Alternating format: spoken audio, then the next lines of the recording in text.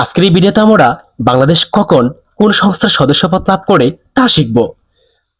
Commonwealth এর সদস্যপদ লাভ করে 1972 সালে 18 এপ্রিল। IMF এর সদস্যপদ লাভ করে 17 আগস্ট 1972 সালে। ওয়ার্ল্ড ব্যাংকের সদস্যপদ লাভ করে 1972 সালের 17 আগস্ট। UN এর সদস্যপদ লাভ করে 17 সেপ্টেম্বর 1974 সালে। ইউনেস্কো এর সদস্যপদ লাভ করে 27 অক্টোবর 1972 সালে। ILO এর সদস্যপদ লাভ করে 1972 সালে। হু এর সদস্যপদ লাভ করে 1972 সালে।